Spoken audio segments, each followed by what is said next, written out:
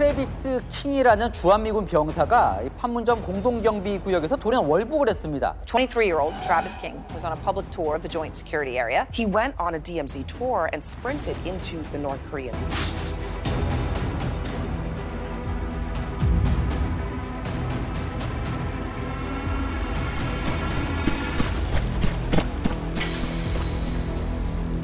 오, 저렇게 갔어? We have also said our primary concern at this time is ascertaining his well-being and getting to the bottom of exactly what happened and what occurred. At this point, I'm sure that we are in touch with the South Koreans. We have regular, ongoing conversations with them. We believe that he is in the BRK custody, and so we're closely monitoring and investigating the situation.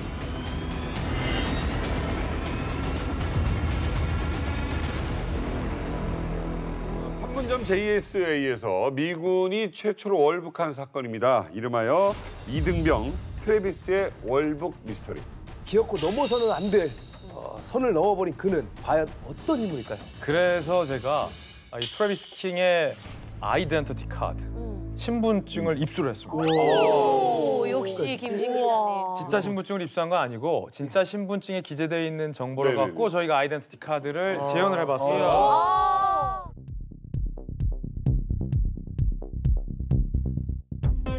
이름 트래비스 킹입니다. 2000년생이에요. 23살이고 미국 위스콘신 러신에서 태어나서 자란 토종 미국인입니다. 국적 미국, 복무 미합중국 육군. 2021년에 고등학교에 졸업하자마자 미 육군의 정찰대, 얼마 안 됐네. 기병대의 정찰병으로 입대를 했습니다. 현재 계급은 2등병입니다. 그러니까 가장 말단 병사라고 볼 수 있겠죠.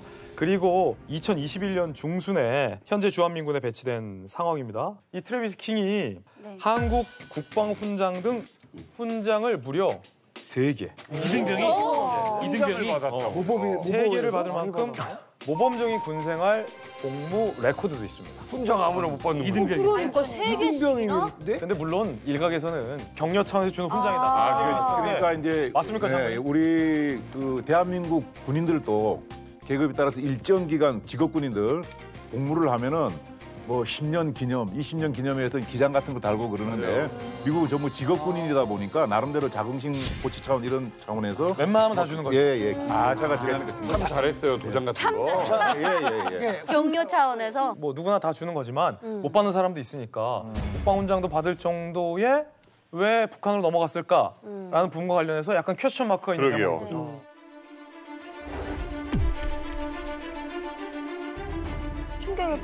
충격에 빠졌어. 너무 충격받은 것 같은데? I just want my son back. I just want my son back. Get my son home. Get my son home. And pray that he comes back. I don't understand why he would do that because it seemed like he was on his way back here to the United States. I know he's in a real bad place, a bad situation, and I'm hoping that they let him come home.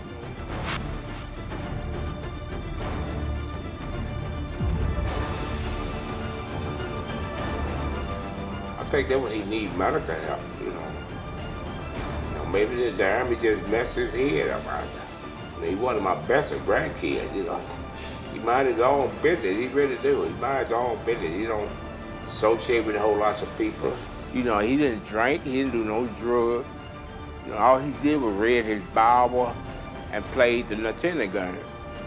성경 읽기를 좋아하는 조용한 외톨이였다. 이야, 이건 좀 아이러니네.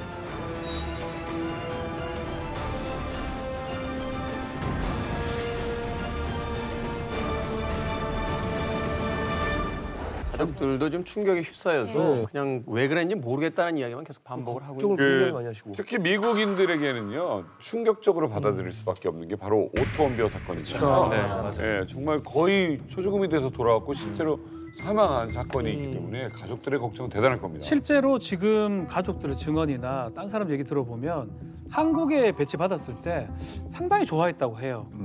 조국에 봉사할 수 있는 기회겠다라고 하면서 착한 청년이었다. 뭐 외톨이 얘기도 했지만 착한 청년이었다라고 얘기했거든요. 제정신이었다면 굴로 가겠냐라고 하는 걸 봤을 때는 아무도 예상 못했던 것이 아닌가 이렇게 보입니다. 가족들 중에 한 분 인터뷰하는 걸 봤는데 뭐라고 얘기를 하냐면 얼마 전에 사촌 동생이 죽었대요. 7살. 그걸 굉장히 힘들어했다. 아마 그게 원인이 되지 않았을까 싶은데 아니 자기 동생도 아니고 사촌 동생.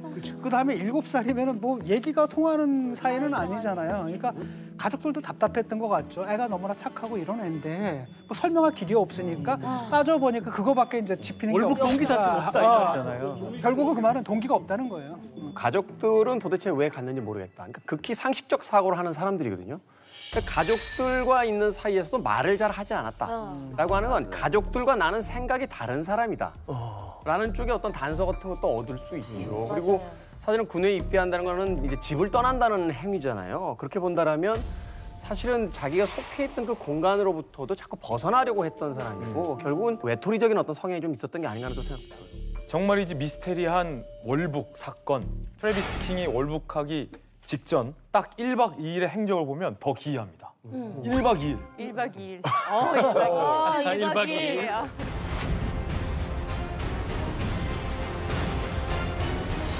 그때로 돌아가 보면 2023년 7월 17일이었어요. 오후 2시 군복을 딱 입은 트래비스 킹이 모습을 드러낸 곳은 굉장히 의외의 장소입니다. 다름 아닌 인천국제공항이었습니다. 인천국제공항이요? 월북 1박 2일 전. 이거는 공간의 의미상 너무 반대쪽 아닌가요? 너무 반대쪽 공간 아닌가요? 타고 가려고 그래요. 혹시 북한으로 가는 여객기가 있나 확인하러 없구나 없으니까 걸어가야겠구나 이렇게 생각한 거 아닙니까? 자, 그럼 트래비스 킹이 왜 인천국제공항으로 갔느냐라는 이유부터 좀 추적해 볼게요. 6시 17분 트래비스 킹은 그날 미국 댈러스로 가는 아메리칸 항공 AA280 편을 탈 예정이었습니다. 실제로 티켓도 쥐고 있었어요. 그럼 이 항공기를 타고 댈러스에서 내려서 어디로 갈 예정이었냐? 그의 최종 목적지는 바로 미국 텍사스주에 있는 포트 블리스 기지였습니다. 이곳이 어디냐면 트래비스 킹이 2021년에 입대했던 자기의 원래 주둔 부대로 돌아가는 길이었습니다. 닮은 거예요? 그럼 뭐 휴가도 가는 게 아니었을까요? 과연 휴가 가는 길이었을까요? 아니 근데 잠깐만 휴가를 자기 부대로 가는 거기 명령을 보고하러 갈 수도 있겠죠. 휴가를 아니 군인들도 휴가 나오면 고향 가잖아요. 가죠. 예. 자, 일단 그날 오후 4시경이었습니다. 인천공항 제1여객터미널로 갑니다. 4번 게이트 앞으로 들어가요. 들어간 다음에 자기 부대 사령관에게 문자까지 보냅니다. 지금 공항 게이트에 도착을 했고 미국행 비행기에 탑승하려고 기다리고 있다라는 문자까지 사령관에게 보냅니다. 가면 되는데 그렇게. 하면 되네. 착하네. 상관한테 그걸. 그거까지 보고. 그거까지 하고. 자, 이제 문자까지 보냈습니다. 이제 비행기 타면 돼요. 그렇죠. 실제로 그날 6시 15분쯤에 트래비스 킹이 본인이 타야 되는 아메리칸 에어라인 항공이 대기하고 있었던 39번 게이트까지 갑니다. 그리고 탑승 직전 아메리칸 에어라인 직원에게 트래비스 킹이 항공권을 내미는 대신에 뭐라고 쏙닥입니다. 뭐야? 쏙닥했다. 뭐라고 했을까요? 비행기 폭탄이 설치돼 있어. 뭐 그러잖아. 영화 너무 많이 봤네. 그럼 잡혀갔겠죠. 자, 39번 게이트에서 비행기에 타면 되는데 타기 직전에 뭐라고 쏙삭였을까요? 거기서 할 게 뭐가 있지? 뭐라고? 그러니까. 정답 한번 유추해 주시기 바라겠고요. 어쨌든 분명한 건 트래비스가 그 말을 항공사 직원에게 건넸던 분명한 목적이 있다는 겁니다. 트래비스가 돌연 공항에서 빠져나가려고 그때부터 본격적인 시도를 한 셈이죠. 근데 왜 빠져나? 그 면세동 들어가면요 못 빠져나와요. 어머 맞아. 그 안에 들어가면 이 검색 보안대 다 통과된 거잖아요. 보안 검색 때 다 그 통과했어요. 어떤 일이 있어도 못 빠져나와요. 실제로 지인이 가방을 두고 들어갔거든요. 그 여권을 여기다 차고 들어가서 맞아요. 가방을 두고 와서 나간다 절대 안 내보내줬어요. 맞아요. 통상적인 경우는 못 빠져나오는 게 맞아요. 심지어는 거기서 가방을 붙였잖아요. 네. 그럼 이 사람이 만약 비행기를 안 타게 되면 비행기가 못 떠요. 제가 알고 있기로는 가방을 빼내야 돼요. 붙인 가방을 완전히 빼낼 때까지는 비행기가 아예 뜨지도 못하게 돼요. 폭발물의 가능성이 있기 때문에. 그렇죠. 그런데 그 구역까지 사실은 들어가기가 힘든 거잖아요. 그렇죠. 들어가면 못 나오고. 여권이 있어야지, 티켓이 있어야지, 그렇죠. 보안 검색 때 통과해야지. 그렇게 애써서 들어간 곳을 들어가서 갑자기 다시 나오려고 한다? 제가 요거를 잘합니다. 예. 왜요? 예, 폐생포증이나 공황장애를 느끼는 사람들이 이런 경우들이 있어요.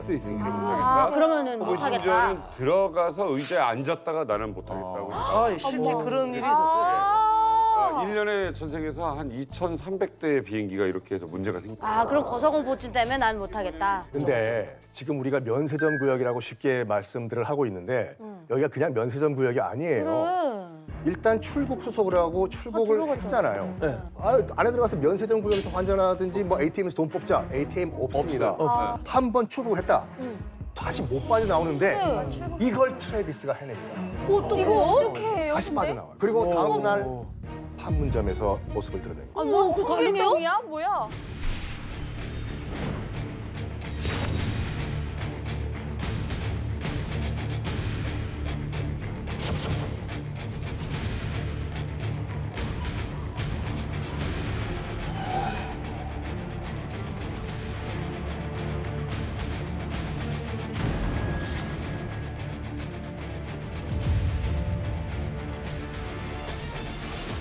부대에 긴급한 상황이 생겼다. 오늘 뭐 핵잠 수함도 어딘가에 오고 있고 지금가 지금 뭐 북한에서 미사일 뭐 동향이 있다 해서 나는 중요 인물이라서 나가야 돼. 말하자면 이제 휴가 외박 다 취소된 상황. 자, 근데 우리가 봤지만 군복을 입고 있었던 트래비스 판문점에서는 사복을 입고 나타납니다. 검정색 모자, 검정색 티, 밑에 청바지 차림으로 나타났어요. 이거는 뭐 군복이 아니에요. 아예 민간인으로 해서 판문점을 간 겁니다. 뭐지? 뭐야? 이게 또 이상해지. 와, 뭐야? 사실 전날 미국행 비행기에 올라탔어야 되는데 저 사람이 지금 사복을 입은 채 유엔사가 관할하는 판문점 견학 프로그램에 지금 참가 중입니다. 40여 명의 단체 관광객과 더불어서. 어머. 지금 사복을 입었잖아요. 그러니까 사실은 저 사람이 지금 탈영 상태거든요. 야, 어머, 탈영했는데 사복을 입고 있으니 누구도 저 사람이 미군 병사라는 것을 알지 못했죠.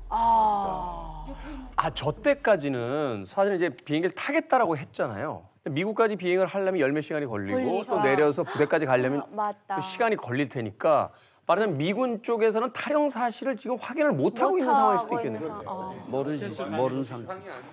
상식적으로 이해가 안 되는 상황입니다. 지금 더더욱 우리 미스터리에 더 빠지는 느낌인데. 와, 신출귀몰이네 완전.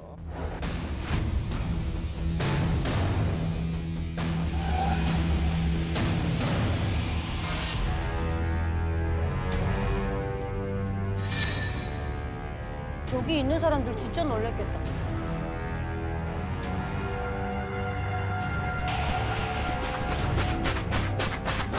We noticed that there was a guy dressed in black running very, very fast towards sort of in a curved line towards the North Korean border. At about that time, one of the American soldiers shouted, "Get him!" and the American and South Korean soldiers chased after him. And at first I thought, like, what is going on? This must be some kind of joke. Maybe he has a friend who's filming it for TikTok. 유튜브나 이런 거 찍는 거. 네, 목격자는 이걸 봤는데 야 이건 유튜브 촬영이다. He was going so fast and so close to the border by that point that they couldn't, they didn't catch him.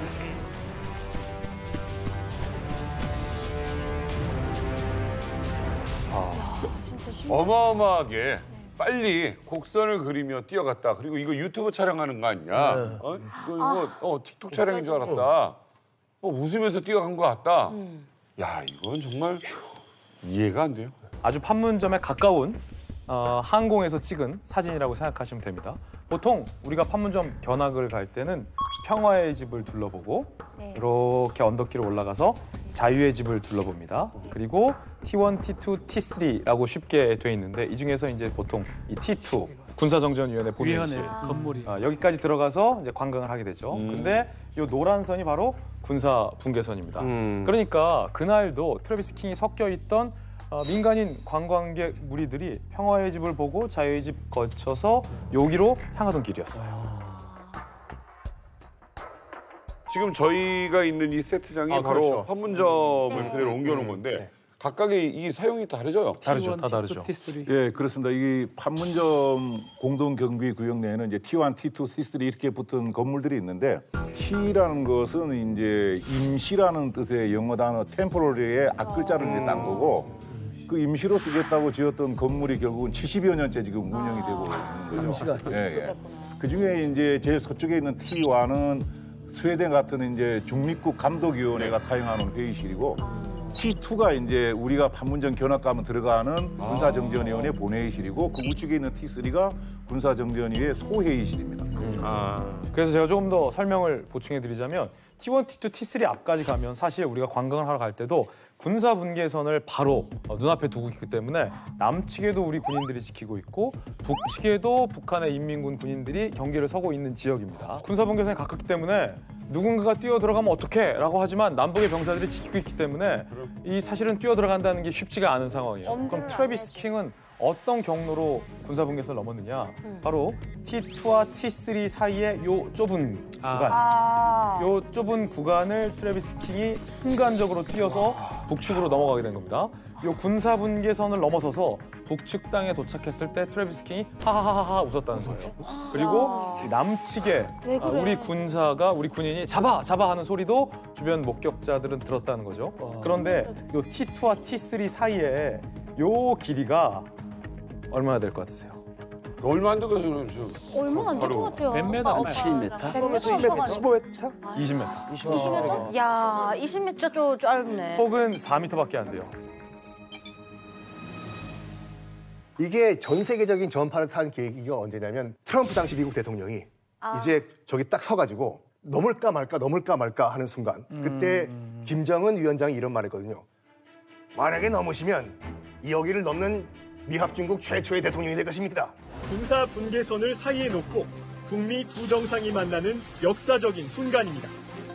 사각에서 한발자국 건너면 사상 처음으로 미국 대통령으론 처음으로 군사 분계선을 넘은 트럼프 대통령. 바로 그 장소가 바로 저장. 아니 근데 막상 사고 나서 생각을 해보니까 이 앞뒤의 거리가 너무 짧다라는 생각이 드네요. 그러네요. 경비병들이 아무리 민첩하다 할지라도 일단 뒤에서 속도가 붙어서 달려오는 사람을 잡기에는 너무 이 길이가 짧은 거예요.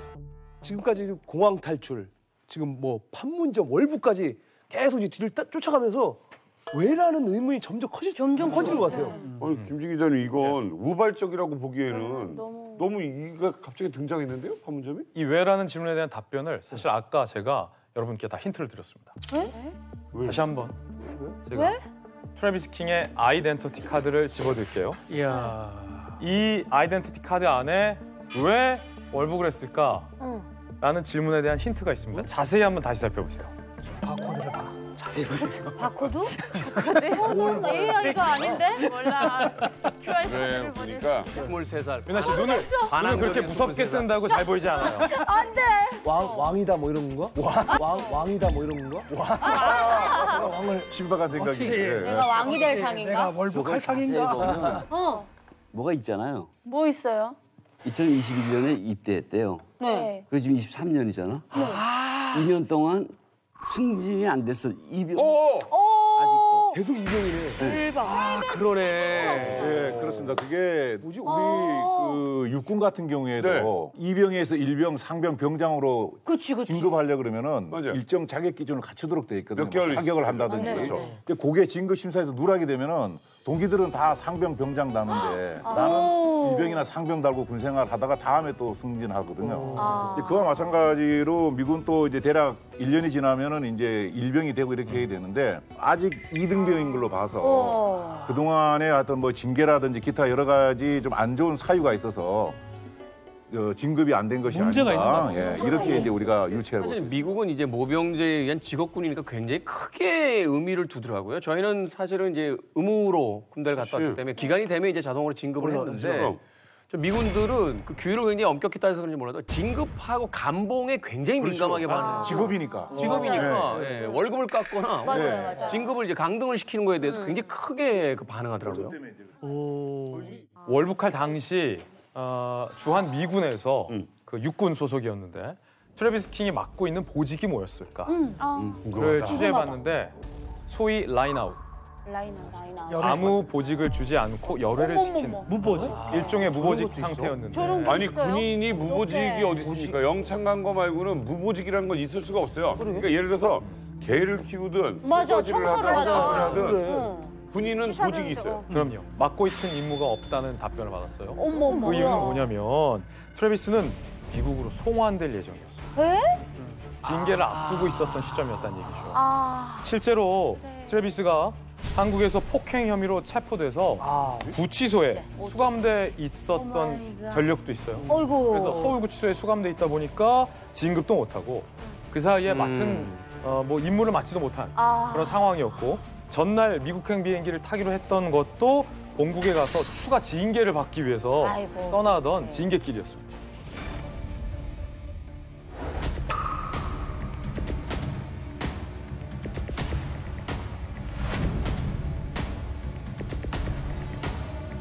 지난해 9월 서울 홍대 인근 클럽에서 한국인을 폭행하고 한 달 뒤 경찰차 문까지 발로 걷어찬 트래비스는 500만 원의 벌금형을 선고받았습니다. 와, 착한 애라네.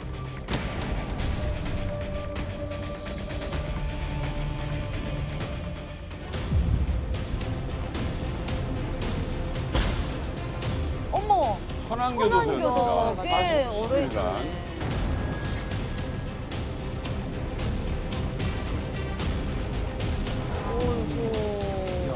보니까요 한두 건이 아닙니다. 지금 사실 뭐 마포 일대에서 이랬다 홍대 근처에서 행인을 술 먹고 때렸어요. 그러니까 가족들은 술 안 먹는다고 그랬었는데. 그나마 이제 우리가 좀 전에 봤던 게 이제 마포구 홍대로 보이는데 그 클럽에서 했던 폭행 사건이거든요. 근데 그걸 이제 피해자들이 처벌을 원하지 않는다 그래서 그냥 넘어갔어요. 근데 이제 그 결정적으로 문제가 된 게 그 다음 달인 10월에 또다시 폭행 사건을 일으키거든요. 근데 보니까 벌금형을 500만 원을 받아요, 그 일로. 근데 문제는 뭐냐면 벌금을 내면 되는데 안 냈어요. 그냥 구치소에 가가지고 거기서 노역을 합니다. 노역을 하고 나온 상태인 거죠. 이 부분이 좀 이상합니다. 서울 서부지법에서 이제 공용 물건 손상, 그 경찰차 차고 이랬던 부분, 그리고 폭행했던 부분 기소가 돼서 결국 500만 원 형을 선고를 받는데 그걸 안 살아도 되는데 어쨌든 간에 작년 10월 8일부터 올해 2월 24일까지 구금을 본인이 원해서 합니다. 그래서 결국 나중에 뭐 항소도 하지 않아서 결국은 벌금 500만 원으로 이제 끝나게 되는 상황이 됩니다. 아니 이거는 5,000달러는 그러니까 이게 참 되는 거잖아. 납득이 안 가요. 우리나라도 사실은 벌금형 선고하면서 하루당 얼마 노역장 유치를 할 수 있도록 돼 있습니다. 노역장 유치하는 사람 거의 없죠. 벌금 납부를 해요, 대부분. 그렇죠. 근데 더더군다나 외국인이 미국인에다가 미국 군인입니다. 납부 충분히 할 수 있고요. 중대장한테 얘기를 했대요. 납부해주겠다. 라고 했는데 본인이 내가 교도소 가겠다. 이 천안교도소가 외국인 전담 교도소입니다. 거기서 본인이 47일간 노역을 하고 나중에 풀려나게 된 거예요. 무대에서는 얼마나 많은 좀 문제를 일으켰을까라는 생각이 좀 들어요. 이 친구가 상습범이에요. 그 지난해 9월 14일에 그 캠프 보니파스에서 수색병으로 근무하고 있었는데 저녁에 이제 점호를 하겠죠. 트래비스 킹, 무슨 뭐 제임스.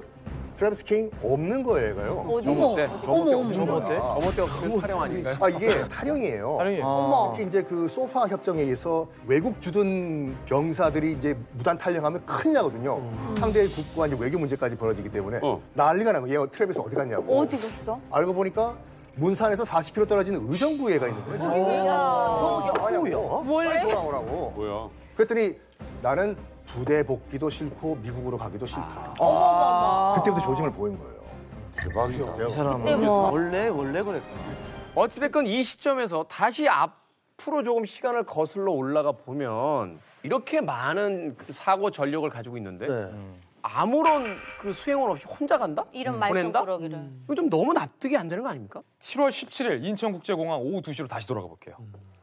거기까지 인천국제공항까지 트래비스 킹 혼자 간 게 아니었습니다.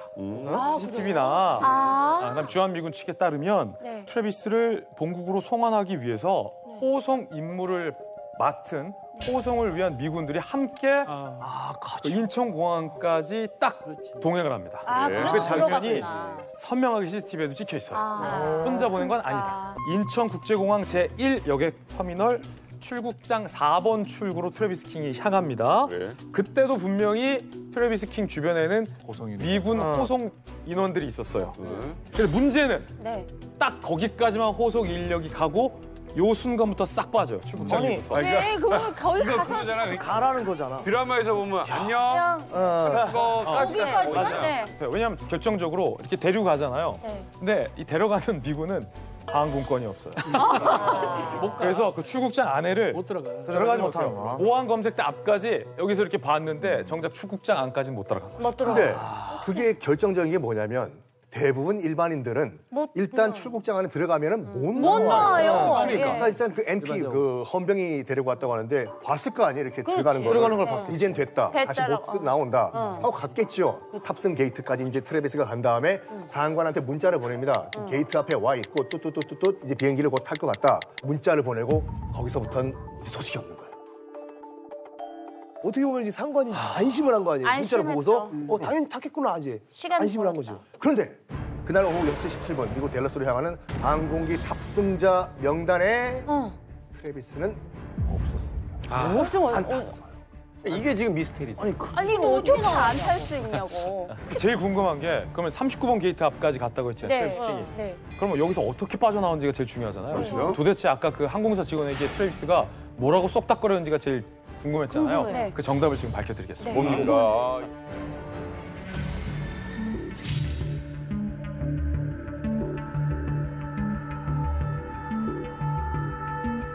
트래비스 킹이 돌연 39번 게이트에 서 있는 아메리칸 에어라인 항공사 직원에게 가서 이렇게 쏙닥입니다. I lost my passport. I lost my passport. 여권 어떻게? 여권 없는데 거기까지 어떻게 들어갔어? Oops, I lost my passport. 거기서 잊어먹고. 거기에서도 잊어버릴 수 있으니까. 화장실이든 면세점. Oops, I lost my passport. 오 마이 갓. 여권이 없으면 기가 막힌 일이에요. 비행기를 아예 못 타는 거잖아요. 일단은 킹은 가서 그 여권을 분실했다면서 출국 취소 조치를 요청합니다. 이야. 일단 뭐 여권 없으면 항공기에 탈 수가 없으니까 그걸 갖다 이른바 역사열 절차라 그러는데 그거 가지고 머리를 딱 낸 겁니다. 출발 직전에 여권 잃어버렸습니다. 어떡하죠? 출국 심사 받은 거 취소해 주십시오. 그래서 바깥으로 그래서 나올 수가 있었던 거죠. 출국 심사를 받고 안으로 들어가면 정말 예외적인 경우가 아니고는 나올 수 거의 안 된다고 안 보는 거죠. 되죠. 나올 수 있는 경우는 어떤 경우냐면 결항이 되거나 비행기가 아니 엄청나게 연착이 돼서 뭐 내일 모레까지 되거나 또 유일한 예가 이렇게 여권이 분실돼서 나갈 수 없는 경우 이런 경우가 가능한데 이 상황을 아마 알았던 것 같아요. 모르고 그냥 자기 운에 맡기고 잃어버렸는데 하긴 어렵거든요. 그렇죠. 아마도 치밀하게 아마 이것을 이용했던 걸로 보입니다. 이건 최고의 기술.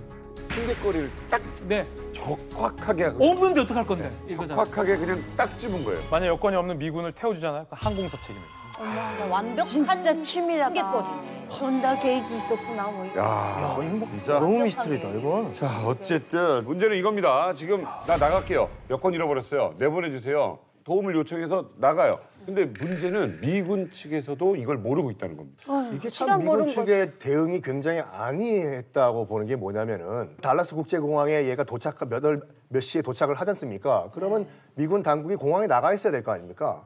그런데 포트 블리스 그 자기 그 소속 부대에 귀환을 안 한 거예요. 얘가 부대 복귀를. 그제서야 뭔가 문제가 있었다는 걸 그때 그래서 포트 블리스에서 이제 우리나라 그 출입국 사무소에 전화를 한 거예요. 뚜루뚜루 거기 혹시 이런 사람 출국했죠? 그랬더니 아니요. 출국 취소가 됐는데요. 그때 미국 당국이 알아낸 거예요. 그때 벌써 이 트래비스는 어디 있었나요? 그때 이제 판문점으로 이동한 거지. 그때 군복 갈아입고 판문점 관광객들한테 끼어서. 와, 어떻게 찾냐. 이 정도면 거의 첩보 영화의 진짜 첩보 저 1급 요원이에요. 이게 좀 애매한 게 출국 취소를 요청할 경우에는 해당 항공사에서도 미탑승자를 구분하지 않는다 그러더라고요. 사실 그 사이에 알려질 길이 전혀 없었던 겁니다. 그래서 당연히 이제 소속 부대에서도 탔겠거니 라고 생각을 하니까 그리고 그날 저녁 7시 2분. 그러니까 비행기 출발 시간보다 한 3, 40분 늦게 인천공항 4번 출국장을 유유히 빠져나옵니다. 모든 거 사라져버려요. 거의 완전 뭐.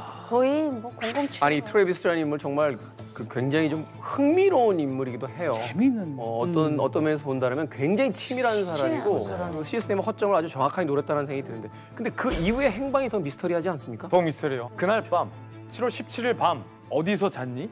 저녁은 먹었니? 옷은 어디서 갈아입었니? 그 옷 훔쳤니? 샀니? 다 수사 중이에요. 아직 안 나왔어요. CCTV에도 아직도 안 나왔어요. CCTV는 있지. 어딘가 CCTV에 찍혔는데 아직 수사 중인 발표를 안 사안이고 했구나. 기자들에게 공표하지 않은 상황입니다. 아직은 미스테리예요. 황당한 게 분명히 어제 저녁 7시 4분까지는 인천공항 4번 게이트에서 나온 거잖아요. 근데 그날 아침 무려 85km 떨어져 있는 판문점 그것도 검정색 사복 차림으로 무리에 섞여서 발견이 됐으니 아침이에요? 아침이죠. 맞다니까. 인천공항에서 열차로 나와서 서는 데가 합정역 쪽에 그쪽에 먼저 잘 내린다고 외국인들이 보통. 그 팽라인이 그쪽으로 지나가죠. 그렇죠? 그러면 그쪽에서 있는 게 왜냐면 판문점을 가든 어디를 가든 시청 근처에서 타든 일단 밀리 가야 가까워 시내에. 이태원 가지 않았어요? 아침에 옷을 어떻게 샀지? 그러니까 이태원 가가지고 이태원 가면 왜냐하면 그 외국인들 몸에 맞는 옷을 거기서 많이 팔잖아요. 그렇죠. 큰 거. 미군 병사들 입는 옷들 거기 뭐 여관 같은 데서 자고 이러지 않았을까? 아까 인천공항에서 버스 타면 외국인들이 합정이나 신촌 쪽에서 많이 내린다고. 거기 갔구나. 신촌에서 DMZ 관광하는 외국인들이 단체로 모여서 판문점까지 버스를 타고 그 이야기가 어떻게 보면 가장 정확한 게요. 그 유명한 그 일본의 또 속담 같은 이야기가 있어요. 돌멩이를 어디다 숨길 것이냐. 돌멩이는 자갈밭에 숨긴다. 그러니까 외국인들이 가장 많은 곳에 들어가야 슬쩍 사라져 버리는 거예요. 그러니까 사실은 신촌, 합정 이쪽 지역이 굉장히 홍대. 신촌으로 가. 그런데 여기서 아직 밝혀지지 않은 의문점은 수사 중인 사안인데 트래비스가 판문점까지 어떻게 갔을까는 어느 정도 풀렸어요. 자 그러면 이거 언제 신청했나? 신청 날짜. 외국인의 비무장지대 관광 패키지를 신청하려면 아무리 빨라도 최소 5일 전에는 사전에 신청을 해야 합니다. 그리고 대개는 많은 외국인 분들이 DMZ 관광 코스가 인기가 있기 때문에 일주일 전에 통상 예약을 한다고 합니다. 그러니까 트래비스는 적어도 5일 전 미리 DMZ 관광 패키지를 예약했을 가능성이 현재로서는 가장 커요. 이렇게 된다면 다시 역산을 해보면 DMZ 관광을 예약해놓고 태연하게 미군 병사들과 함께 인천공항에 가서 본인의 상관에게 비행기 탑니다라고 문자를 보내고 여권 없어요를 시전하고 판문점을 갔다는 거죠. 계획적이다. 완전 계획적. 근데 지금까지 이제 그 트래비스 행적을 이렇게 딱 쫓아가다 보니까 자 이렇게 굉장히 복잡하고 치밀하고 오래전부터 준비가 됐다. 맞아요. 이거는 사실은 그러면 트래비스가 미국으로 송환됐을 때 어떤 일을 당할지의 그 무게감하고도 이제 등가가 성립하는 거잖아요. 사실 미국 가서 그냥 반성문 한 장 쓰고 올 사람이 이렇게 복잡한 일을 꾸미지는 않았을 테니까. 도대체 송환되면 어떤 징계를 받게 돼 있었기 때문에 이렇게 월북을 계획하게 된 일단 미국에 가면 국가 간의 이중처벌 적용이 안 되기 때문에 우리한테 재판 받더라도 미국 군사법정에서 재판 받을 가능성이 있습니다. 그래요? 그렇지만 지금 거의 다 살았단 말이에요. 형사처벌은 많지 않다고 봐야 되고 이전에도 문제를 많이 일으켰기 때문에 징계를 받는데 아마 전역이나 제대 조치가 취해질 가능성이 매우 높았지 않았을까. 분명히 제대. 그게 아마 본인 입장에서는 제대가 불이익이다 아마 생각했을 가능성이 높습니다. 약간 일반화의 오류가 될 수도 있지만 뭐 저도 미국에 있을 때 주변에서 이제 미군에 자원 입대하는 친구들도 많았었는데 이 사회적으로 약간 약자들이 입대를 많이 해요. 그러니까 이 친구들이 이제 미군에 입대하는 목적은 딱 하나예요. 사회에서 대접받기 위해 가지고. 대접받기 위해서. 그렇죠. 미국에서는 이제 군인들에 대한 대접이 또 대우가 굉장히 그렇죠. 높죠. 그래서 이 자원 입대한 미군들 입장에서 봤을 때는 최고의 징계는 dishonorary discharge라고 해서 불명예 제도거든요. 불명예 제대라면 내가 지금까지 몇 년 동안 이 군대에서 투자한 시간과 내 노력이 다 물거품이 되기 때문에 이거는 절대로 못 받아들여요. 미군들 입장에서는. 그게 너무 싫었던 네, 그러니까. 이제 군대 생활하면 지휘관을 해봤는데 트래비스가 짧은 기간이지만은 의정부까지 탈영을 탈영한 했었잖아요. 거죠. 만약에 제가 그 지휘관이라 그러면은 너 앞으로 내가 예의주시해서 볼 거다. 너 앞으로 나가서 뭐 기타 여러 가지 사고 내지 말라고 교육을 했을 텐데 미군 지휘관 또 당연히 그렇게 했을 거라고 생각이 돼요. 그리고 실제로 이제 그런 교육을 받았음에도 불구하고 트래비스 킹이 잘 안 지켜갖고 여러 가지 문제를 일으켰었잖아요. 그래서 이제 본국으로 송환되는 상황까지 가다 보니까 트래비스 킹도 생각을 해보니까 그나마 그래도 불명예제대 가능성이 상당히 좀 크다고 본인도 느꼈을 것 같고 그렇게 행동하지 않았을까.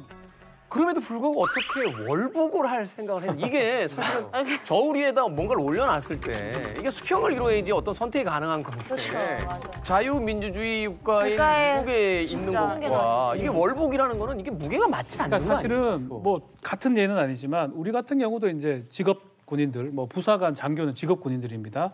만약에 재판에 걸려가지고 이 재판 결과에 따라서 나의 어떤 군인 직업이 상실된다. 상당히 극단적으로 행동하는 경우가 꽤 많이 있습니다. 특히 명예심이 좀 많은 사람들. 그런 경우 뭐 오히려 다른 의미의 탈영을 한다든지 오히려 다른 범죄에 가는 경우도 있거든요. 아마 트래비스 같은 경우는 군인의 어떤 자기 그것을 잃어버린다는 거에 대해서 강박관념을 가졌던 것 같고 그러다 보니까 판단을 이 무게가 안 맞긴 안 맞지만 월북이라는 막 극단적인 판단을 한 게 아닌가. 얼마나 본국 송환이 싫으면 넘어도 북한 쪽으로 넘어가겠냐고. 이건 뭔가 잘못한 거예요, 이게. 큰일 났습니다. 이게 그러니까 군사분계선 근처에서 근무하다가 넘어간 미군은 있어도 관광객으로 이렇게 위장해서 와가지고 혼점을 넘었다, 북측으로 갔다. 이건 최초입니다. 제가 생각할 때는 아무래도 이 트래비스 킹이 그 지역을 담당하는 그 보니파스 기지에서 정찰병으로 근무했었기 때문에 거기를 택하지 않았을까.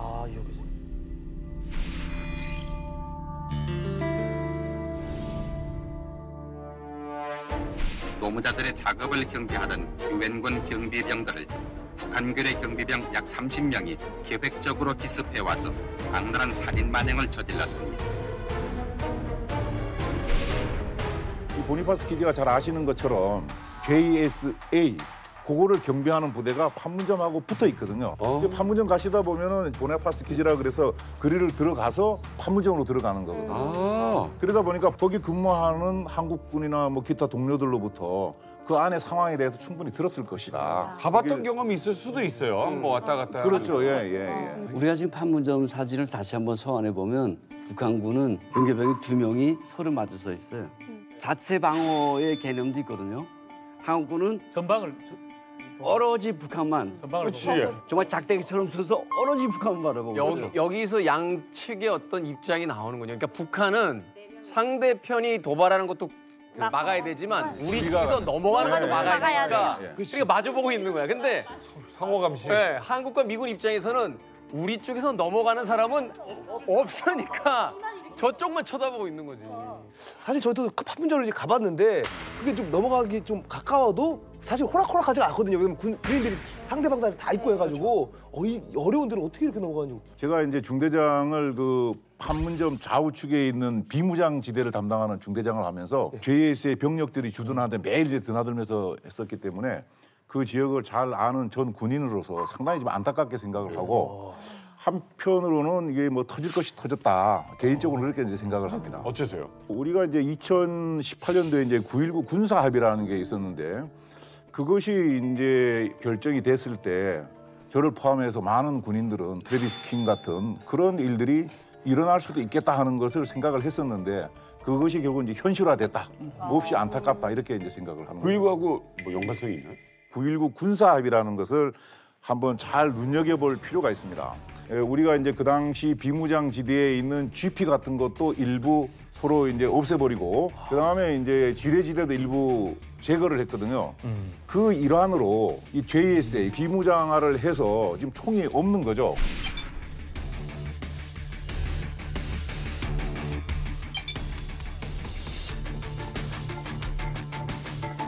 그러다 보니까 트래비스도 그걸 충분히 인지를 했을 수가 있고 그다음에 이제 웃으면서 아까 이렇게 갔다 그랬는데 그때 옛날 같으면 아마 총 뽑아서 바로 이제 사격을 했을 텐데 총이 없으니까 그 뉴스에 나온 것처럼 쏴라가 아니고 잡아 이제 이렇게 된 것이죠. 예, 그래서 9.19 군사 합의의 어떤 산물이 이번에 문제점으로 드러난 것이 아닌가 뭐 개인적으로 그렇게 생각합니다. 저는 저기서 만약에 총을 쐈으면은 저쪽에서 대응 사격을 그렇죠. 나가면 큰일 날 전쟁이 일어날 수 거예요. 있지. 그런 차원의 문제고 그다음에 또 하나는 뭐냐면 외국인들이잖아요. 우리가 저걸 막는 그 법적 근거가 국보법이거든요. 잠입 탈출인데 외국에는 국보법이 없어요. 그러니까 저 사람들이 넘어갔을 경우 처벌을 받는 것은 혹시 북한에서 불법 있고 그걸로 처벌하지 우리가 사실 처벌할 권한은 없는데 그 사람을 권총으로 사살한다?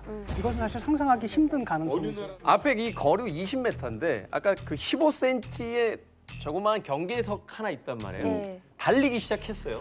제가 총을 뽑아 쏩니다. 20m 정도면 반응 속도가 얼마나 나오는지 정확하게 모르겠습니다만 자 총에 맞았단 말이에요. 이 사람이 경계석 바로 직전에 맞았는지 넘어가는 몇 발이든 두 발이든 넘어갔는데 왜냐면 관성적이기 때문에 그 순간적으로 넘는 과정에서 멈추진 못해요. 쏘기 시작하면 연사가 들어가니까 순간적으로 그 경계석을 넘어갔는데 맞추게 되면 남의 영토에다 사격을 하게 되는 거죠. 요거는 그거예요. 총알이 발사된 순간을 기점으로 따집니다. 그러니까 이 넘어간 사람이 군사 분계선을 넘어가기 전에 총알이 발사됐다면 그거는 확전의 사유가 되지 않아요. 물론 그 현장에서 타다당 뭐 할 수는 있었지만 다만 이 사람이 완전히 넘어갔을 때 총알이 발사됐다면 그것은 이제 북한을 향해서 쏘는 걸로 나중에 책임 소재가 올 수도 있죠. 아니 근데 그런 건 있어요. 총을 갖고 있다고 해서 바로 사살하는 건 아니에요. 경찰들이 총기를 사용할 때 경고 사격을 그렇죠, 예. 하거든요. 그럼 절차가 사람이라는 있는 게 거죠. 그 하늘에다 대고 경고 사격을 하면 뛰다가도 멈추게 돼 있어요. 네. 그러면 그 시간 동안 시간을 벌어주는 거기 때문에 총기를 찬다고 바로 사살한다라고까지는 사실은 볼 수는 없는 작정하고 거죠. 넘어갔다는 사람한테는 기관총을 들고 있어도 넘어가요. 맞아요.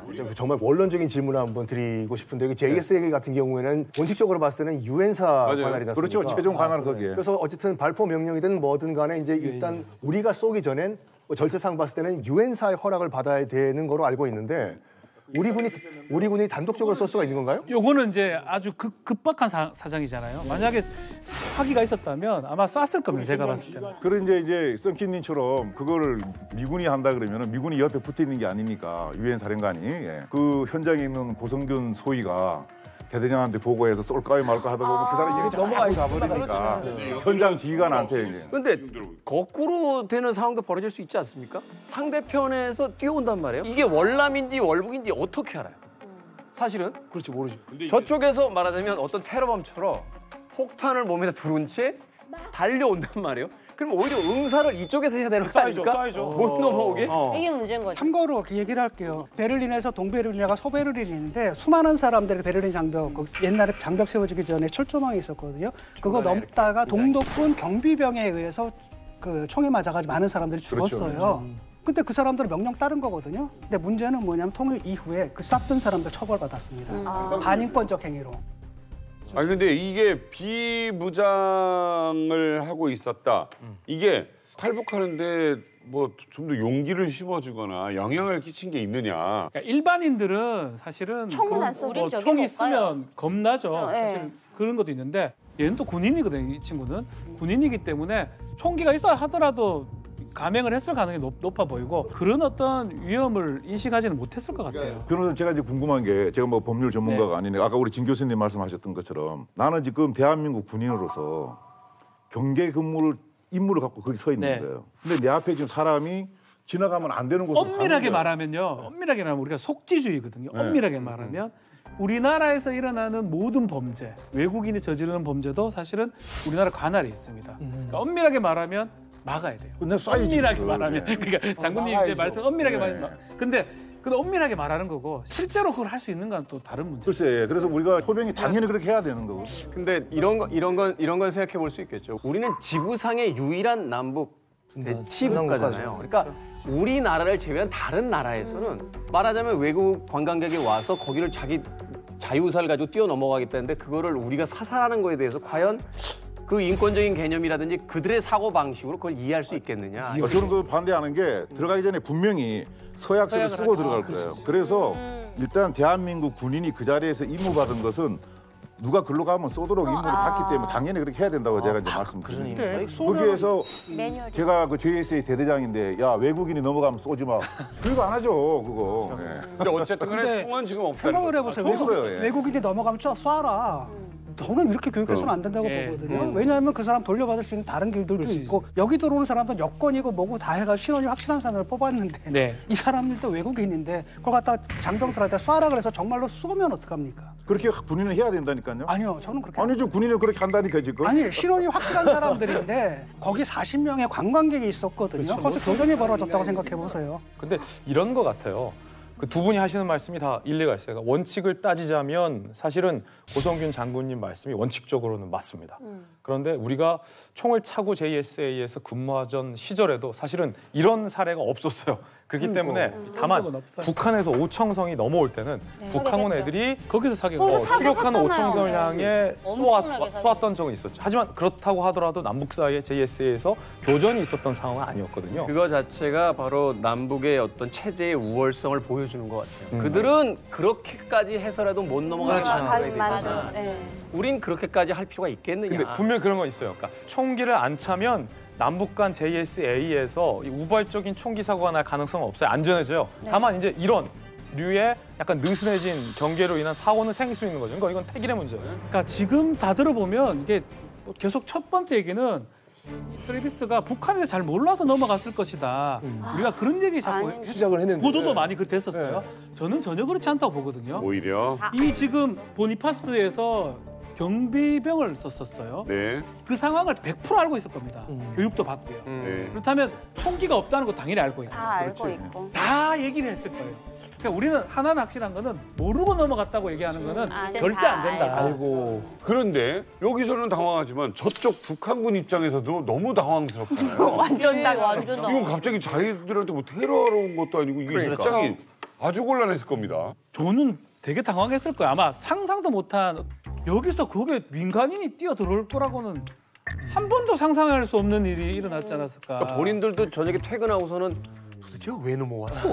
당연히 그래서 뭐 이미지 이런 거 한 번도 이미지를 상상해보지 못한 일이 일어나니까 아마 넘어왔을 때 저는 잘 모르긴 몰라도 제일 당황했던 사람들이 그 앞에 경비병이 왜 왔니? 너 왜 왔니? 했을 가능성이. 사실은 이제 매뉴얼이라는 게 있어야 되잖아요. 이런 상황이 벌어졌을 때 어떻게 해라라는 게 이제 군대 이제 그 필드 매뉴얼이 있는 건데 그 교육받다가 북한군 병사가 만약에 미국 사람이 넘어오면 어떡합니까? 라고 하면 이제 교관이 그런 일은 없어. 없을 거야. 야, 네가 드모 가니? 네가 드모 가니? 이게 도대체 있겠느냐는 거야. 근데 북한에 그 판문점 대표부 경비대들 중에 적공조 애들이 5명이 들어가 있어요.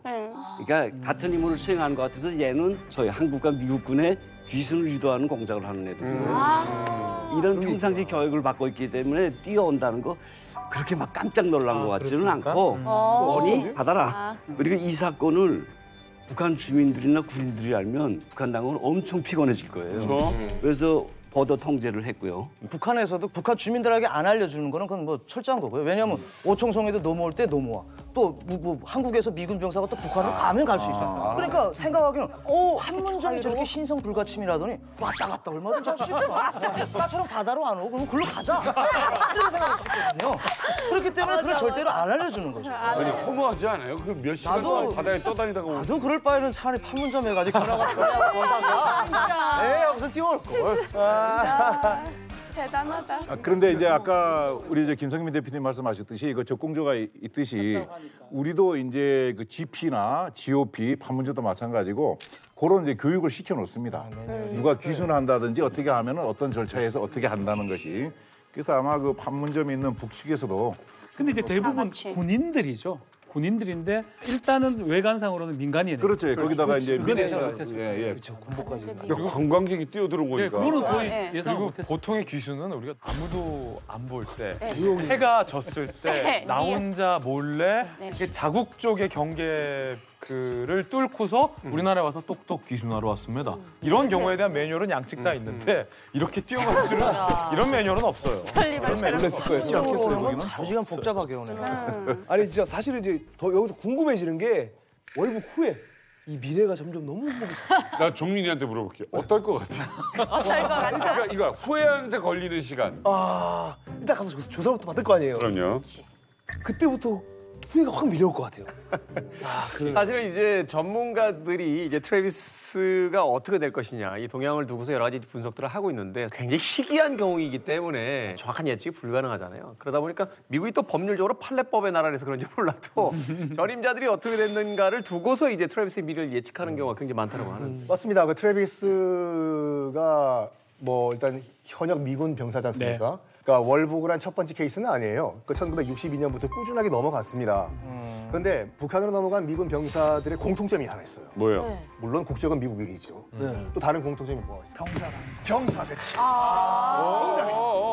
사고를 치고 넘어간 케이스가 대부분이에요. 물론 지금 트래비스는 왜 넘어갔는지는 현재 아직까지 조사 중이기 때문에 조사를 해봐야 되지만 1962년도에 처음으로 월북한 이제 레리 앱셔 같은 경우에는 대마초를 피다가 걸려가지고 처벌이 들어와서 건너갔고 또 여자친구 만난다고 몰래 그 출입증 위조해가지고 걸리고서 넘어간 친구도 있고 대부분 다 뭔가 잘못을 하고 처벌이 두려워가지고 일단 벗어나자 해서 북으로 올라간 케이스. 또 하나는 자기 부대가 베트남으로 파병될지 그렇죠. 모른다는 일단 걱정 그 때문에 때문에. 야. 월북을 했는데 문제는 뭐냐 그 부대가 파병이 안 됐어요. 어떡해요. 그 친구 같은 경우에는 파병이 두려워가지고 맥주를 마신 다음에 취한 상태에서 그냥 얼떨결에 월북을 해버렸어요. 맞아요. 그게 과거에 이제 우리 군인들도 사실 일부 월북한 그런 사례들이 경우가 있더라고요. 있는데 대체적으로 보면은 뭔가 하여튼 문제점을 안고 있던 사람들이 이게 여기서 해결이 안 되니까 뭐 상당히 오랫동안 좀 계획해서 간 사람도 있고 우발적으로 간 사람도 있고 한데 대부분 이제 60년대에 넘어갔기 때문에 그 당시만 해도 뭐 아시는 것처럼 북한이 남한보다는 잘 살았으니까 내가 설령 북한으로 가더라도 뭐 잘 먹고 잘 살지 않겠는가 하는 그런 잘못된 생각으로 넘어갔을 걸로 생각이 됩니다. 그렇게 넘어간 사람 중에서 귀환한 사람 딱 하나거든요. 젠킨스 일병. 아. 근데 문제는 뭐냐면 젠킨스 일병을 왜 넘어올 수 있느냐면 일본인 여자랑 결혼을 했고 일본 정부가 요청을 한 거고 그다음에 이제 김정일 같은 경우에는 사실 북일 수교를 통해 가지고 배상금 받을 생각을 하고 있거든요. 그걸 생각을 해가지고 돌려보내준 거예요. 사실 돌려보낸 것도 아니고 바깥으로 나가는 걸 묵인하는 형식으로 그렇죠. 돌려보내준 거죠. 그런데 다른 경우는 못 돌아왔거든요. 자, 이게 아무튼 이제 넘어가면 어떻게 되는 거예요? 북한이 모든 납치자, 납북자 뭐 이런 사람들 대상으로 하는 게 있죠. 교육, 사상교육. 오면 주체사상교육. 인간이 주인이다. 수령이 위대하다. 그리고 자본주의에 비해서 사회주의 제도가 우월하다. 이거를 그냥 주입하는 거예요. 자다 깨서도 벌떡 일어나서 주체사상은 열었습니다 하고 말할 때까지 교육을 하고 이 교육이 통과되면 그다음에 이제 쓰임을 따져보거든요. 하나 궁금한 게 그러면 북한으로 온 외국인들을 위해서 영어 교재가 있습니까? 그래서 그게 중요한데 외국인들 같은 경우에는 백지장이에요. 글을 배워줄 때 북한 글을 배워줄 때부터 세뇌를 시킵니다. 그럼 첫 번째 배워준 거 김일성부터 단어를 외우는 거예요. 단어 시작을. 그러면 백지장에 검은 잉크를 쓰는 게 더 빨리 저거 하듯이 언어 교육을 아예 언어 그걸 교육을 가지고 그래서 세뇌 교육으로 시키는 거예요. 근데 한 가지 재밌는 통계가 있어요. 월북한 미군 병사들의 평균 수명이 일반 사람들의 평균 수명보다 짧았습니다. 그래 스트레스 엄청 받. 유일한 사례가 아까 말했던 젠킨스만 2017년 일본에서 노안으로 사망했고 앞선 얘기했었던 레리 앱셔 같은 경우도 넘어간 지 20년이 채 안 돼서 죽었어요. 말로가 좋지 않아요. 아니 이렇게 만약에 외국이 넘어왔어. 그러면 평양 사람들도 알 거 아니에요? 나중에 이렇게 넘어온 사람들 활동하고 하는 거. 체제 홍보용으로 사용하고 했을 텐데. 아 맞다. 어릴 때 이름 없는 영웅들 언니. 그 나온 사람들 있긴 있어요. 근데 그거를 우리들한테는 월북했다고 그건 알려주지 얘기는 않았고, 안 해요. 네, 정말 진정한 민주주의를 찾아서 자진해서. 근데 이게 역할을 제가 한번 살펴보니까 네. 미국 놈들을 연기해요. 미국을 연기를 하기도 하고 러시아군 연기도 하고 막 맞는 연기 뭐 다 별거 해요. 다 해요. 그래요? 네. 자, 어찌됐건 이렇게 그 북으로 넘어간 월북 미군들 어떻게 쓰였을까요? 대학에서 대부분 영어를 가르친다거나 혹은 김정일 시대의 그 체제 우위를 선전하기 위한 어떤 영화에 정말 볼품없는 캐릭터들, 외국인 캐릭터들을 연기하는 그런 방식으로 활용이 됐다고 합니다.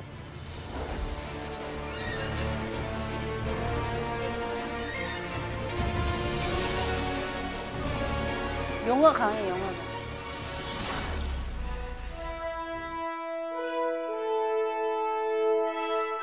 야 오랜만에 본다 천리만. 이 장면의 이 음악은 아니지 않습니까? 감성적인데요. 좋은데요.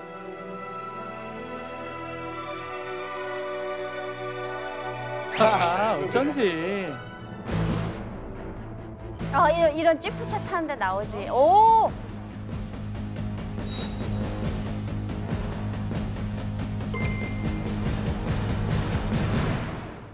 저 야. 미군 그러나가 아니에요. 오. 당신은 그가 공산군에게 납치되지 않았다는 것을 무엇으로 증명하겠어요? 아스가 타고 가던 열차는 그날 밤 공산군 폭격에 완전히 불타버렸습니다.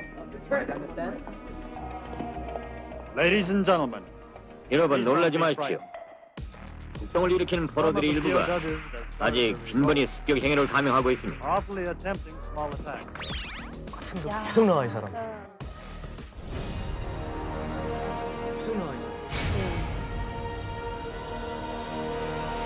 제 이름은 테드 드레즈나크이고 드레즈나크.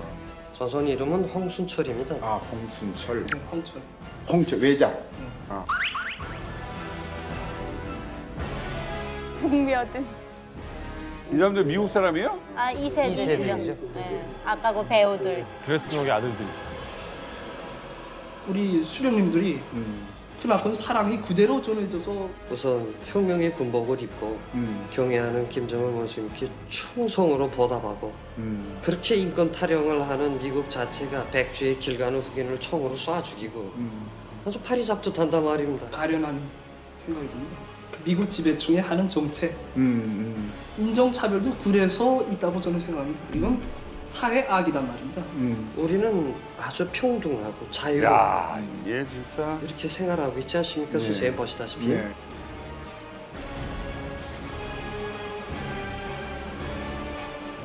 어머나 어떡하냐. 아, 이거 진짜 보면 참 묘해요. 홍순철 형제. 한국말도 잘하고 참 이게 안타깝네요. 대표적인 사례가 드레스녹 아니에요. 월북해서 그 이후에 어떻게 살았는지 근황의 아이콘이 드레스녹인데 방금 영상에서 보셨던 이 조선말을 유창하게 잘하는 사람이 다 드레스녹의 아들들이에요. 사실은 드레스녹의 아들들은 혈통이 이제 미국 혈통이라 미국인처럼 생겼지만 나서 자란 곳이 북한이기 때문에 북한말을 잘할 수밖에 없는 거죠. 그런데 김정일 입장에서는 이렇게 넘어온 미군 병사를 체제선정용 영화에 미군 역으로 출연시켜서 굉장히 김정일이 흡족했다고 해요. 스녹은 당시에 어떻게 살았냐? 여러 매체에서 자기는 행복하게 살았다고 해요. 그리고 그 아들들도 내가 미국에 있었으면 이 정도의 좋은 대우와 좋은 교육을 못 받았을 텐데 북조선에 살았기 때문에 특별 대우를 받았다라고 굉장히 만족해했다라는 인터뷰들이 많거든요. 인덕 정치로 우리 모두를 품어 안아줘서 이렇게 대학에도 보내주시고 크게 대우받았고 또 지금까지도 미국 땅에 태어났더라면 내 자신의 운명 상태가 어떻게 됐겠는가 하는 이것을 나는 많이 생각해보고 합니다. 그런데 이게 사실인지 여부는 사실 김성민 대표님 알고 계세요. 사실 김성민 대표님 알고 계세요. 근데 지금 이제 홍철이, 순철이는 저희 같은 동네에 살았어요. 홍철이, 순철이는 저희 같은 동네에 살았어요. 저보다 그냥 중국 경상동에 살았어요. 예수인 아파트 옆에 외국인 아파트 거기 살았는데 얘들은 북한 사람들이 누구나가 좋다고 하는 평양 경상 유치원 태생들이에요. 알아 넘어가면 중심구역에 있는 평양 용광중학교를 졸업했어요. 그리고 갔던 데가 압록강 군사대학이에요. 가서 군사를 배우는 게 아니라 거기 졸업하고 기술 용어를 배워가지고 미국어를 가르쳐주는 거죠. 용어를 가르쳐줘서 얘들은 뭐 생기면 뭐 그렇게 생겼지 우리하고 똑같이 자랐다고. 영어를 못할 건데 그러면? 용어도 꽤 합니다. 네, 아버지가 영어를 잘하니까. 아빠가 영어 하니까. 그리고 북한에서 하라는 대로 뭐 북한 주민이 하는 대로 당에서 하라는 대로 무조건 하는 애들이고 그래서 상대적으로 애들은 중심구역에서 배급도 타고 공급도 타고 아버지도 예수인으로서 대우받고 하니까 나는 상대적으로 행복해. 그래서 이 체제를 지켜야 되겠다.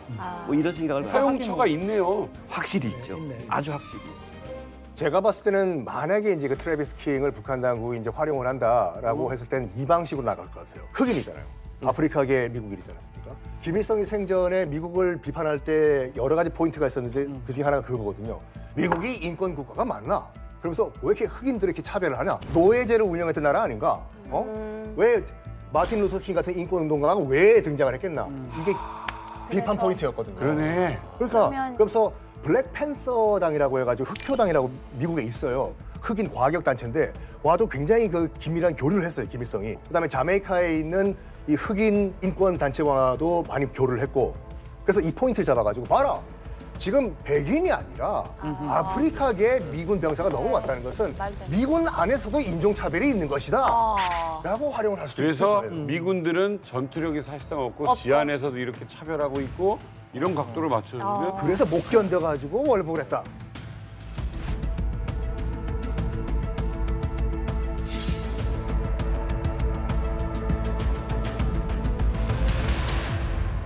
그 북한 소식통을 종합해서 취재해 보면 일단 넘어가자마자 단기간 내에 독방에 구금이 돼 있습니다. 그래서 북한군 입장에서도 이 트래비스 킹의 신원이 무엇인지에 대한 나름의 신원 조사 과정을 거친 것으로 보이고 그 과정에서 뭐 대우는 그리 나쁘지 않았을 것이다라는 북한 쪽 소식통 얘기도 있는데 한국에서 미군 부대 내에서 봤던 대우엔 현저히 못 미치죠. 그렇죠. 제 생각에 이제. 트래비스가 넘어가자마자 25분 만에 후회했을 것 같은데 25분 만에 후회했을 것 같은데 맞아. 진짜. 딱 25분. 한편으로 북한에서는 지금 어토원비어라는 그 학습 효과가 있잖아요. 잘못 건드렸다가 정말 까딱하면 꼬떡한다 이런 학습 효과가 있기 때문에 함부로는 못할 거예요. 이게 살 빠져도 문제된다는 거 아니거든요. 교육은 교육대로, 관리는 관리대로, 대접까지도 저쪽에서는 생각하면서 지금 트래비스의 사용처가 나오기 전까지는 어떻게든 최상의 상태로 지금 유지시키면 안 되죠. 그대로 놔둬야 되겠죠. 근데 북한은 요식 들어온 카드를 최대한 활용하려고 엄청 노력할 거예요. 누구나가 하던 것처럼 들어온 놈들 일단 교육을 줘. 그런데 이 트래비스에 대한 교육은 미군이 나쁘다. 여기에 초점을 모아서 이제 내가 내 발로 왔다를 강조시킬 거예요. 그러면 정말 내가 스스로, 쟤는 스스로 온 애로구나. 여기는 동시에 협상력이 어느 정도 높아지겠죠. 북한은 최대한 얘를 너희가 데려가지 않으면 안 된다라는 것을 계속 강조할 거예요. 이 트래비스 사건이 얼마나 황당하게 비춰졌냐면 이 기사 밑에 있는 댓글들이라든지 여러 가지 어떤 의견들을 들어보면요. 합리적인 추론을 하는 사람들이 있는 반면에 이 상황 자체가 합리적이지가 않잖아요. 맞아요. 그러니까 이런 이야기들이 막 돌아요. 북한과 트래비스 사이에 이미 모종의 어떤 거래가 인천공항 가기 전부터 그렇죠. 이제 말하자면 난파 공작원을 말하면 홍대 클럽에서 만났는데 야, 니네 너 뭐 공국으로 송환된디? 가면은 너 저녁해야 된디? 모두의 제안이 있었는데 근데 왜 공교롭게도 날짜가 40여 년 만에 그 미국의 전략 핵잠수함 켄터키함이 부산에 입항한 날 넘어갔잖아요. 그러니까 날짜를 왜 그날로 잡았느냐. 이거 자체도 결국은 미국의 군사력을 과시하려고 하는 그 잔칫날에 난파 공작원들이 거액의 금액으로 안주 사주고 하면서 이 친구를 좀 맺었다가 아이디어를 만들어 준 거죠. 네, 분명히 밝혀드리는 건 제 의견이 아니고요. 이런 이야기까지도 지금 왜냐하면 이 사안 자체가 너무나 어이없으니까. 너무나 어이가 없기 때문에 이런 그럼에도 북한 입장에서는 나쁘지는 않을 것 같습니다. 뭐 선전 매체로 활용 못한다 하더라도 이게 사실 해결되지 못하는 모습을 보인다 그러면 김정은 입장에서 특히 미국의 바이든 대통령인데 자국민 하나 제대로 처리 못하고 질질질 끌려갈 수 있다. 이런 것 때문에 뭔가 그 협상이라는 주도권을 김정은, 북한이 가질 수 있는 거거든요. 그런 식으로 좀 이용할 가능성은 충분히 있지 않을까. 저도 한편으로는 정말 가능성 낮지만 뭔가 군사기밀이라 뭐라도 좀 갖고 갔으면 써먹을 방법도 있을 수 있어요. 아까도 홍대 물 좋은 클럽이 어딘지 맛집 어디 있고. 맛집이 어디고 맛집 위치. 그건 고정관집이 더 잘 알아요. 이게 이제 오래 걸릴 수도 있거든요. 왜냐하면 이제 북한은 굉장히 어떤 면에서 좋은 카드예요. 한편으로는 골치 아플 겁니다. 이거 어떻게 얘를 돌려보낼 수도 없고. 또 다른 한편으로는 북한이 간절하게 원하는 게 미국과의 대화거든요. 그렇지. 일단 카드를 쥐고 대화를 이렇게 다 가면 미국에서 대화하자고 먼저 덤벼들거든요. 그렇죠. 그러니까 얼마나 좋냐. 근데 문제는 뭐냐면 지금 북미 관계가 그런 정상적인 대화를 나눌 수 있는 상황이 아니에요. 바이든 정권 하에서는 지금 오히려 그 관계가 확 틀어지고 있거든요. 오랫동안 그 대화는 좀 안 될 거라는 겁니다. 그렇다면 내가 굉장히 오랫동안 억류될 가능성이 커요. 자, 그래서 미국 측은 물론이고 우리나라 통일부에서도 예의주시하고 있습니다. 과연 이 친구는 지금 어디에 있느냐? 평양에 혹시 갇혀 있는 건 아니냐?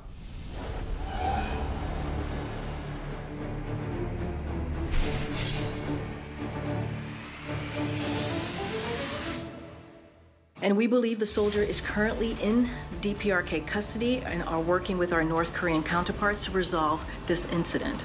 자, 비선을 통해서 분명히 연결은 할 거라고요.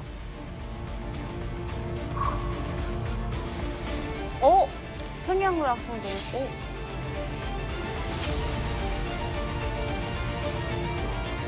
이게 굉장히 멀리까지 모든 도로를 다 보고 있는 게 있더라고요.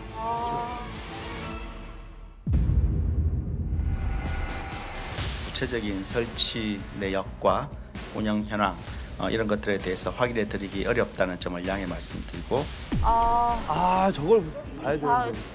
그동안 이 CCTV 영상이 공개된 사례가 없는 것으로 알고 있습니다. 돌아올 수 있을 거야. 이게 본인과 또 본인의 가족에게 그럼. 심각한 그렇죠. 문제거든요. 아이고. 여기서 가장 중요한 건 물론 이제 왜 넘어갔느냐 하는 것도 다뤄야 되겠습니다만 돌아올 수 있느냐 그리고 북한에서 과연 보내주겠느냐 이 부분이 아닐까 하는 또 생각을 해보게 되거든요. 맞습니다. 글쎄 제가 봤을 때는 이제 이런 경우에 자발적으로 한 거거든요. 자발적으로 뭐 북한에서 오라고 한 것도 아니고 지가 좋아서 갔기 때문에 북한에서 돌려보내기도 북한 온도가 어떨지는 모르겠지만 다시 돌려보내기도 좀 애매합니다. 제 보기에는 절대 못 돌아올 것 같아요. 그리고 다시 돌아오려면 이 사람이 다시 태어나야 됩니다. 이 사람이 다시 태어나야 됩니다. 그 정도로 많이 힘든 길을 택하셨다는 거. 가족하고 완전히 평생 못 볼 수도 있다는 각오를 하고 넘어가셨어야 돼요. 저는 이게 지금 우리가 북한 측 입장을 봤지만 미국 측 입장이 너무 궁금한 거예요. 그러니까. 미국은 포기할 수 없습니다. 미국은 이런 상황을 받아들이기 어려울 겁니다. 현역 병사가 재판 이후에 민간인 복장으로 판문점을 통해서 갔다라는 거거든요. 곤란한 상황이죠. 아주 난감한 상황이고 미국의 이전 사례를 보면 반드시 어떤 방식이든 자국민 보호하기 위해서 빼오려고 할 것 같아요. 그래서 그 와중에 계속 협상은 시도할 겁니다. 북한한테 접촉을 하고 왜 핑크폰이라고 있어요. 핑크색 폰. 그걸 통해서 계속 유선 전화인데 직통할 수 있는 그거를 통해서 계속적으로 전화를 취하고 있는 것도 아마 그런 이유로 보이고 뭔가 북한하고 뭔가 카드가 맞다면 다시 돌아올 가능성도 좀 배제할 수 없다. 그러니까 미국의 원칙은 기본적인 거거든요. 누가 살아있든 죽어있든 자국민은 일단 데리고 온다는. 그렇죠. 데리고 와서 우리가 다 그런 거 위에 서 있는 나라예요. 그러니까 한편으로 굉장한 개인주의가 있고 이걸 뭡니까 국가로 통합을 해야 되거든요. 그래서 확실하게 국가가 너 하나 끝까지 지켜준다. 그러니까 라이언 일병 구하기 같은 얘기가 이제 그런 데서 나오는 거거든요. 그러니까 절대 포기하지 않을 겁니다. 아무리 얄미운 인물이라도. 제 생각에도 하여튼 절대로 포기하지 않을 것이다. 뭐 말씀들 하셨던 것처럼 본인 의사와 무관하게 가족들이 있고 그다음에 그 또 미국의 국민들 감정이라는 게 있기 때문에 또 잘 아시는 것처럼 미국은 6.25 전쟁 때 우리나라에서 전사한 분들의 유해도 지금까지도 계속 발굴해서 모셔가고 있거든요. 근데 저는 좀 다른 생각인데 물론 이제 트래비스가 본국으로 무사히 가족의 품으로 돌아가면 좋겠습니다. 그런데 이 미국의 전례 중에도 예외가 있습니다. 그러니까 미국 시민인데 불법적으로 미국의 국경을 넘어서 다른 나라로 탈출을 해요. 이런 사람들 미국이 데려오지 않거든요. 그리고 이 사람은 북한에 의해서 붙잡혀서 미 본국의 구조가 필요한 전우의 개념이 아니라 미국이 싫어서 국경을 넘어서 다른 나라로 자진 월북한 케이스이기 때문에 혹시 북한이 우리나라에 필요 없다라고 판단됐을 때 판문점을 통해 돌려보내는 경우가 있으면이나 모를까 사실은 지금 미국이 보이는 태도가 굉장히 적극적으로 이 건에 대해서 대응할 미국 내 여력이 안 돼요. 그래서 협상의 우선순위에서도 굉장히 냉정하지만 높은 순위가 있지 않기 때문에 글쎄요. 지금 미국하고 겨착된 상태에서 계속 갈 수는 없잖아요. 그렇죠. 그리고 동시에 애들은 북한이 송환 문제를 추진함과 함께 지금 현재 안고 있는 미국과의 관계에 여러 가지로 활용하려고 하는데 기본적으로는 북한은 북한대로 이제 노리는데 접점이 있을 거잖아요. 우린 여기까지다. 그렇지. 미국은 미국대로 체면을 살리기 위해서 우린 여기까지다가 있을 거예요. 그 접점까지 협상 카드 계속 갈 거다. 이게 장기전일 수도 있다. 이걸 북한이 놓치지 않을 거다. 여기 제 생각. 한 가지 가능성은 북한이 지금 약간 다른 제스처를 취하거든요. 국제사회에. 그러니까 베이징에서 열리는 국제체육대회, 파리에서 열리는 올림픽에도 북한이 정식적으로 참가하겠다라는 의사를 적극적으로 밝히고 있어요.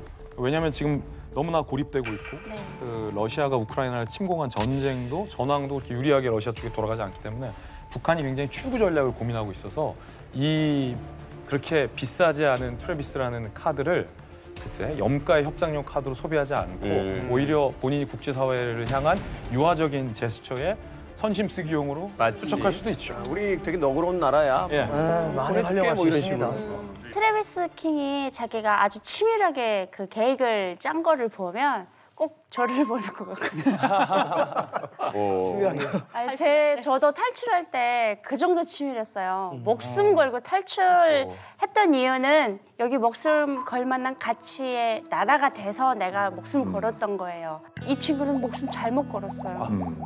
갔는데 이제 아마 제 생각에는 정말 하루 만에 엄청 후회할 거예요. 그러니까. 저는 그 거대한 감옥에서 목숨을 걸고 그보다 어린 나이에 탈출을 했거든요. 진짜 목숨 걸고 탈출했는데 누군가는 그 나라를 갔다라는 게 참 안타깝고 지금쯤 진짜 후회할 거예요. 일단 너무 어려요. 23살이라는 나이, 제 개인적인 나이로 돌아가 봐도 과연 그때 올바른 선택을 했던 것들이 그렇게 많았나 하는 생각도 해보게 되고 본인은 어찌됐건 자신의 인생이니까 선택을 해서 그 선택을 행동에 옮겼다고 하지만 앞서 잠깐 인터뷰에서 나왔습니다만 그 가족들이 겪어야 될 아픔들 특히 그 엄마가 세상의 자랑이었던 자기 아들이 연락조차 할 수 없는 곳으로 가버린 것에 대한 그 상처가 얼마나 클까를 생각을 해보면 어떤 방식으로든 원인이 무엇이었든 그가 어떤 잘못을 저질렀든 일단은 가족의 품으로 돌아와야 되지 않나 하는 생각을 해보게 되는데 결국은 사랑하는 사람들 곁으로 돌아와라.